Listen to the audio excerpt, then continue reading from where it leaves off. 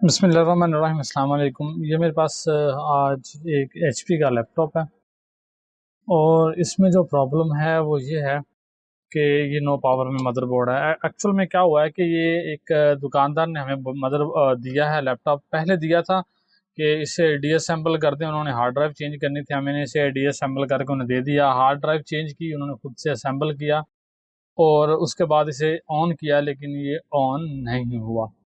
तो हमारे पास बेचा है उसके बाद उन्होंने, तो मैं ये 360 लैपटॉप है HP में और कोई लेटेस्ट मॉडल है। और मैं आपको मॉडल दिखाने की कोशिश करता हूँ, लेकिन यहाँ पे शायद लिखा है या नहीं। चलें, खैर मैं इसका बोर्ड का जो आपको पार्ट नंबर है वो चेक करवा देता हूँ और इसके बाद प्रॉब्लम बताएंगे और उसका फिर आपको सोल्यूशन भी बताएंगे। इसका जो पार्ट नंबर है वो यहाँ पे लिखा हुआ है जी 14269-1। ये इसका पार्ट नंबर है मदरबोर्ड का। तो उसमें पावर प्रॉब्लम है, नो पावर की। और जैसे ही हमने मदरबोर्ड को डीअसेंबल करके डायग्नोज किया तो मुझे यहाँ पे एक जो IC है वो हीट अप होते हुए दिखा है। मैं भी आपको वो चेक करवाता हूँ। मेरे पास कोई टेम्परेचर मापने वाला आला तो नहीं है कि मैं आपको वो दिखा सकूँ, लेकिन मैं उस IC पे थोड़ी सी आपको पेस्ट लगा के ज़रूर दिखाऊंगा, जिससे आपको अंदाज़ा हो जाएगा कि हाँ भाई जो IC है वो हीट अप हो रहा है। तो मैं यहाँ पे इसको DC जैक लगाता हूँ।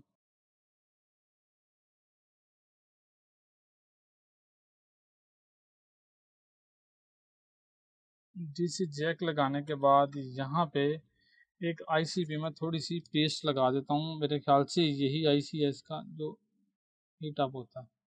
पेस्ट आप क्लोज करके दिखाते हैं आपको कि IC की क्या कंडीशन होती है। देखें कितनी स्पीड के साथ इसने IC ने इसको मेल्ट कर दिया है, जो पेस्ट थी उसे। तो अभी ये जो IC है वो मेरे ख्याल से 3 वोल्ट की IC है। इसका मुझे एस्टिमेटिक भी नहीं मिला बिना फिक्स से, बहुत ज़्यादा हीट अप कर रहा है। तो 3 वोल्ट की IC अगर शॉर्ट हो जाती है तो उसमें अमूमन जो 2-3 चीज़ें कॉमनली शॉर्ट निकलती हैं। एक तो वो IC ही ख़राब हो सकती है। सेकंड, आपका अगर IO कंट्रोलर है वो भी शॉर्ट हो सकती है, जो कि आपको नज़र आ रही है IO कंट्रोलर, ये भी शॉर्ट हो सकती है। और थर्ड जो है वो इसका CPU शॉर्ट हो सकता है। खैर IO कंट्रोलर भी चेंज हो जाएगी और IC भी रिप्लेस हो सकता है, लेकिन अगर CPU शॉर्ट हो जाए तो मतलब आप गए काम से। तो इसका मैं अगर आपको वैल्यू चेक करवाऊँ, इन्फिडेंस चेक करवाऊँ कॉइल की, तो वो मुझे नॉर्मल दिखी, जिससे एक बात की तो तसल्ली हुई कि जो CPU या IO कंट्रोलर हैं वो दोनों ठीक है। मैं अभी आपको चेक करवाता हूँ यहाँ पे, वो कोई इन्फिडेंस नहीं दिखेगी, ठीक है। और इस तरफ भी कुछ भी नहीं है। तो एक तरह से ये IC ख़राब है। अब ये IC ख़राब है तो हमें कैसे पता चलेगा यहाँ पे कौन सा IC लगेगा? यहाँ पे ये भी एक जो प्रॉब्लम वाली बात है।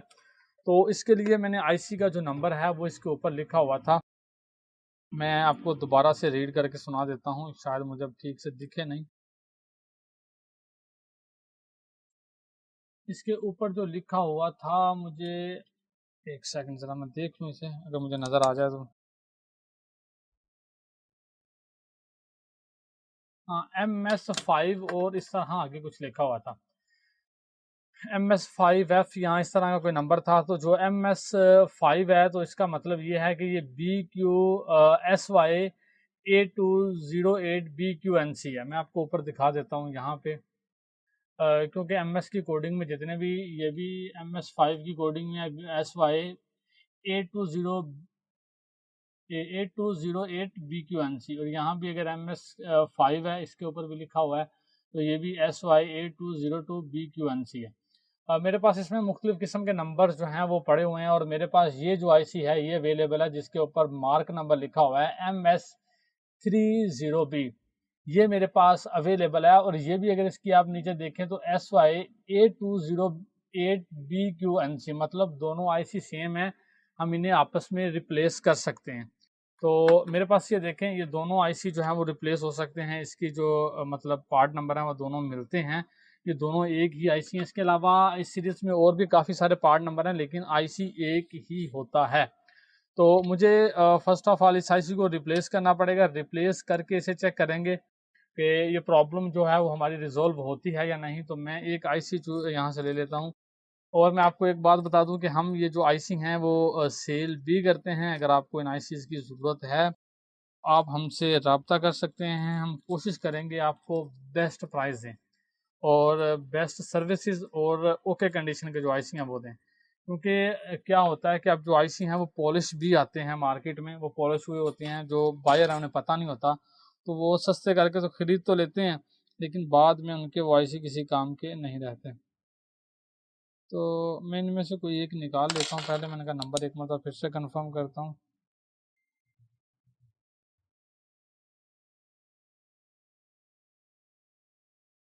आईसी को इस्तेमाल करने से पहले मैं इसकी अच्छी तरह से सोल्डरिंग करूँगा ताकि इसके पैड जो है वो ठीक तरह से पीसीबी के ऊपर बैठ जाएं।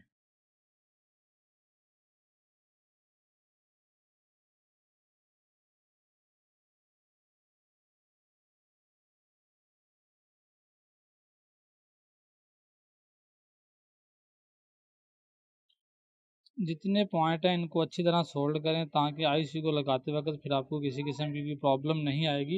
ये बहुत आसानी के साथ जो है वो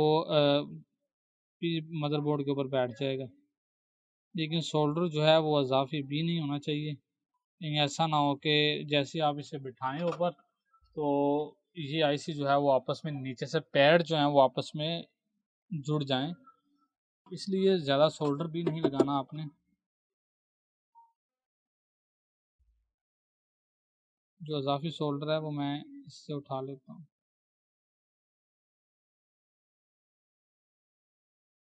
लें जी, एक मरतबा मैं आईसी को क्लीन करता हूँ और साफ़ करने के बाद इसे मैं मदरबोर्ड के ऊपर प्लेस करता हूँ।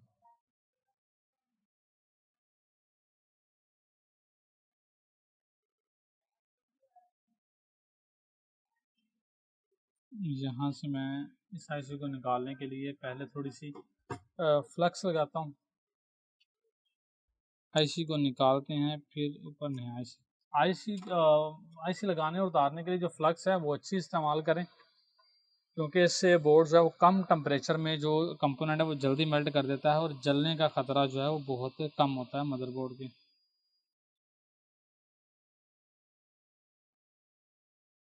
जो फ्लक्स पेस्ट अच्छी मिलती है वो इतनी महंगी भी नहीं है। अगर आपका 2000-2500 रुपये में एक साल निकल जाता है तो मेरा ख्याल है कि आपको कर देना चाहिए। इससे आपका टाइम बचेगा, बोर्ड के जो डेड होने के चांसेस हैं वो भी कम होंगे। मैं इसे निकाल लेता हूँ आईसी को, और बोर्ड के डेड होने के चांसेस भी कम होंगे और आप काम भी बहुत सफाई से करेंगे। तो अगर वो कौन सी पेस्ट है इसकी वीडियो मैंने ऑलरेडी अपलोड की हुई है। मैं इसका ऊपर आई बटन में लिंक दे देता हूँ या नीचे डिस्क्रिप्शन में आप इसका लिंक देख लीजिए। वहाँ से आप वो वीडियो देख के जो फ्लक्स पेस्ट है वो चूज़ कर सकते हैं कि आपको कौन सी फ्लक्स पेस्ट अच्छी रहेगी। मैं इस वक्त माइक्रोस्कोप का इस्तेमाल नहीं कर रहा।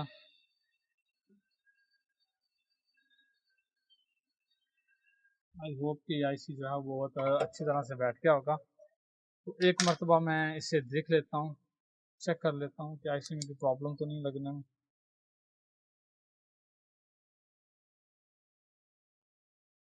तरह यहाँ पे प्लेस हो गया, और मैं अभी इसका इंतज़ार करूँगा बोर्ड का जो टेम्परेचर है वो थोड़ा सा नॉर्मल हो जाए तो फिर इसे चेक करेंगे। आईसी जो है वो रिप्लेस हो गया है और अभी हम इसे चेक करते हैं कि प्रॉब्लम जो है वो फिक्स हुई है या नहीं। अगर प्रॉब्लम फिक्स नहीं होती तो इसका नेक्स्ट प्रोसेस क्या होगा वो देखिए। मैं यहाँ से इसे पावर प्लग करता हूँ।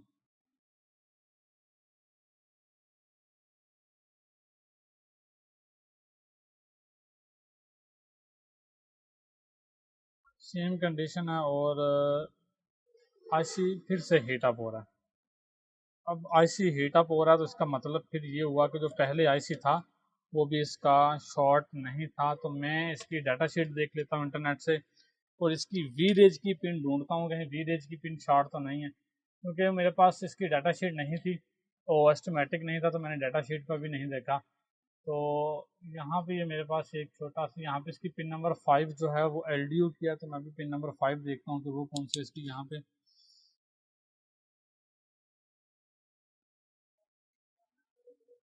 1 2 3 4 एंड 5 5 पिन जो है इस कैपेसिटर के साथ लगी हुई है। तो मैं इस कैपेसिटर के साथ प्रोब को लगा के देखता हूँ कहीं ये पिन तो शॉर्ट नहीं है, क्योंकि इसकी जो कॉइल थी वो बिल्कुल ठीक थी, उसमें कोई प्रॉब्लम नहीं दिखी हमें।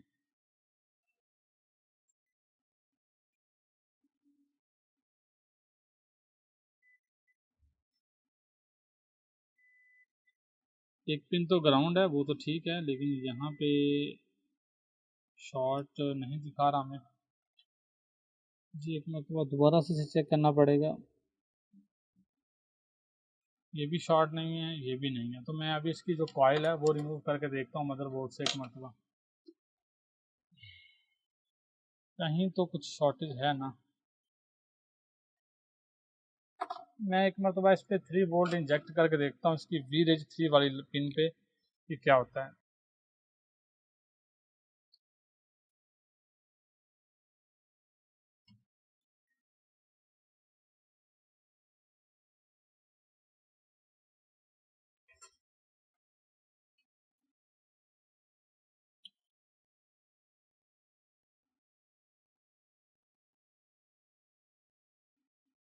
कुछ भी नहीं है।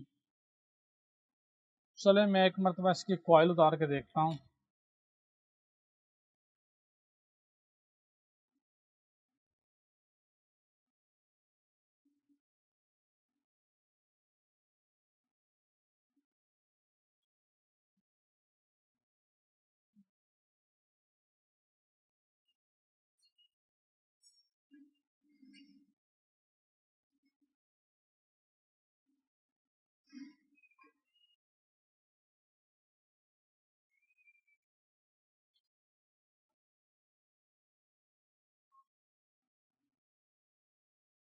इसकी जो कॉइल है वो हमने उतार ली है। उतारने के बाद मैं इसे चेक करता हूँ मदरबोर्ड में लगा के कि अब ये हीट करता है या नहीं, और उसके बाद हम इसके वीरेज 3 के जो एलडीओ के वोल्टेज हैं वो भी चेक करेंगे। उससे हमें एक बात का तो अंदाज़ा हो जाएगा कि हमारा आईसी ठीक है या नहीं। अगर फिर भी गर्म हुआ तो इसका मतलब है कि हो सकता है ये आईसी शॉर्ट हो या वीरेज की लाइन में कोई लिटिल बिट लीकेज हो, लेकिन जैसे लोड पड़ता है तो वो फुल शॉर्ट दिखा देता है इस आईसी को। तो मैं इस मरतबा से पावर देता हूँ इसे यहाँ से, जिसे जैक लगा दिया है, यहाँ से इसे पावर देंगे। पावर देने से ये बोर्ड जो इस वक्त नॉर्मल एक्ट कर रहा है, आपको डीसी पावर सप्लाई पे अगर दिखाएं तो ये देखें, लेकिन यहाँ पे 200 के आसपास मिली एम्पेयर हो जाते थे जब ये शॉर्ट की कंडीशन में था। तो अभी मैं यहाँ पे ऐसे दिखाता हूँ, ये भी हीट अप नहीं हो रहा, और ये बहुत लाइट सा हीट अप हो रहा है, बिल्कुल बहुत थोड़ा सा हो रहा है, लेकिन थोड़ा सा हीट अप हो रहा है, लाइट सा हीट अप हो रहा है ये। तो खैर मैं इसके जो वीरेज 3 वोल्टेज हैं वो चेक करता हूँ कि वो भी ये ऑन करवा रहा है या नहीं।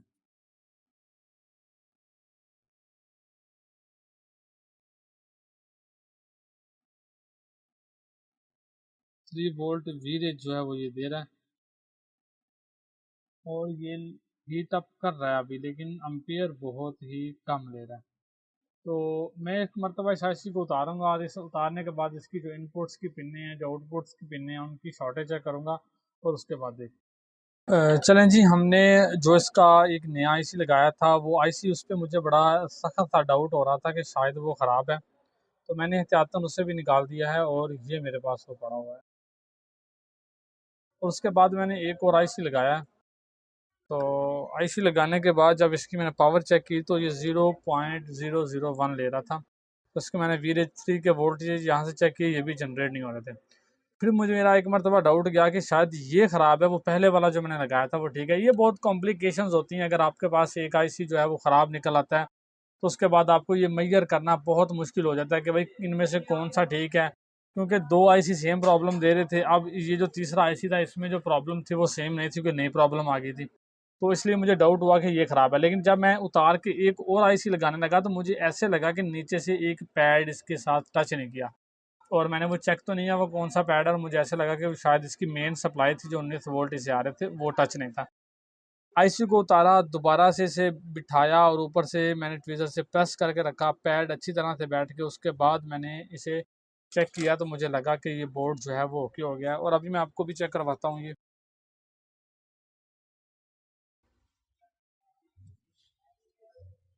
मैं इस पे यहाँ पे थोड़ा सा चले, ठीक है।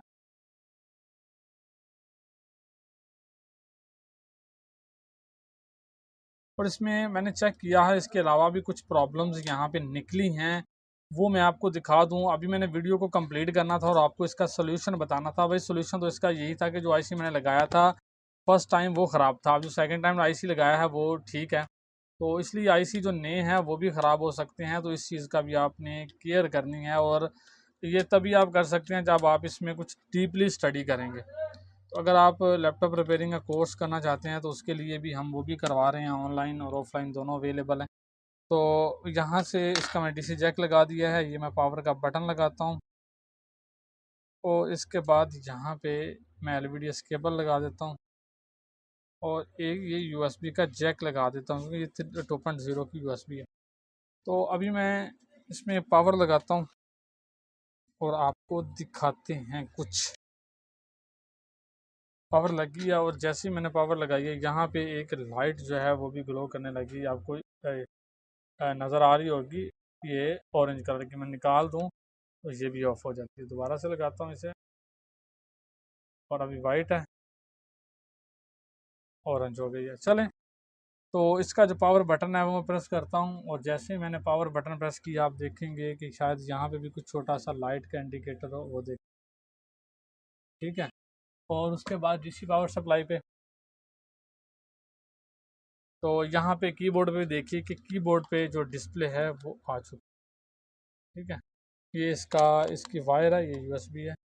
तो इसका लेकिन इसका स्क्रीन पे डिस्प्ले नहीं आया। मैं अभी पावर निकाल देता हूँ क्योंकि इसमें हीट सिंक हवा भी, इसमें स्क्रीन पे जो इसका डिस्प्ले है वो नहीं आया। असल में हुआ क्या है, प्रॉब्लम क्या है इसमें, मजीद जो स्क्रीन पे डिस्प्ले नहीं आ रहा, जैसे ही मैंने नया आईसी लगाया है मदरबोर्ड के ऊपर तो मुझे एक नई प्रॉब्लम फेस करने को मिली। मैंने देखा कि एक जगह से जो मदरबोर्ड है वो काफ़ी ज़्यादा हीट कर रहा है।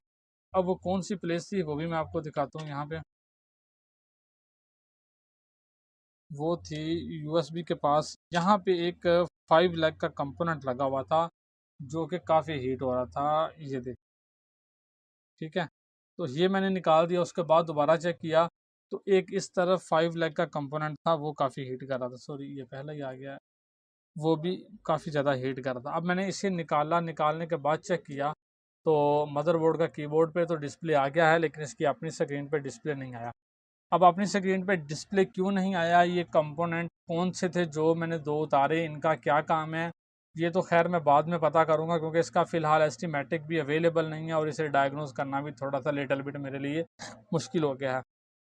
नामुमकिन नहीं है लेकिन मुश्किल ज़रूर है। और मुश्किल एक तरफ से ये भी है कि ये एक दुकानदार का लैपटॉप है और मैंने आपको बताया था कि ये हार्ड ड्राइव चेंज होने के लिए उसने हमसे डीअसेंबल करवा के लेके गया था, लेकिन बाद में जब उसने हार्ड ड्राइव लगाई, मुकम्मल असेंबल किया तो इसका डिस्प्ले ऑफ था और मतलब पावर ही ऑफ हो गई थी। अब चूंकि दुकानदार जो हैं वो हमें इतना मार्जिन देते नहीं हैं, इतने चार्जेस देते नहीं हैं जो इसके होने चाहिए। अभी मैंने जो मदरबोर्ड का चार्ज किया था वो कहा था, मैंने कहा था 15 से 2000 रुपया। मैंने कहा जी जो छोड़ना होगा छोड़ दीजिए और कर दें इसे। तो अभी दो आईसी ख़राब निकल गए हैं, एक आईसी तो इसमें लग गया है ख़राब है। अगर 5500 का भी आईसी है तो मेरा 10,000 इस पर आ गया। अगर मैं 500 कमाता भी हूँ तो वो तो ठीक था, लेकिन आगे मज़ीद ये बोर्ड जो है वो डैमेज है। तो खैर उनसे दोबारा बात करेंगे, उसके बाद ही इस मदरबोर्ड को फिक्स करेंगे। तो इस वीडियो में जो लर्निंग पॉइंट है वो यही है कि अगर आप कोई आईसी रिप्लेस कर रहे हैं, एक तो आपको यकीन होना चाहिए, पता होना चाहिए कि वो आईसी ही ख़राब है। अगर मैं पहले आईसी पे ही डिपेंड करता कि यार जो मैंने नया आईसी लगाया है वो भी वो ठीक होगा, यकीनन कोई पीसीबी में प्रॉब्लम हो गई होगी, तो मैं यहीं खपता रहता और मे भी और ज़्यादा चांसेस भी इसी बात के थे कि मैं मदरबोर्ड को मज़ीद टेम्पर कर देता। तो आईसी को किस तरह से चेक किया जाता है, मैंने यहाँ से शॉर्टेज किस तरह से निकाली है, ये आप कुछ कोर्स वगैरह करेंगे या कुछ सेल्फ लर्निंग पे बहुत ज़्यादा तवज्जो देंगे तभी आपको समझ में आएगा। अगर आप हमारा कोर्स बाय करना चाहते हैं तो आप हमसे रब्ता कर सकते हैं। व्हाट्सअप स्क्रीन पे आप हमारा नंबर देख सकते हैं। मुझे इजाज़त दीजिए। अस्सलाम वालेकुम, अल्लाह हाफ़िज़। और जिसका इसका जो कंप्लीट सोल्यूशन था पावर का वो मैंने आपको बता दिया।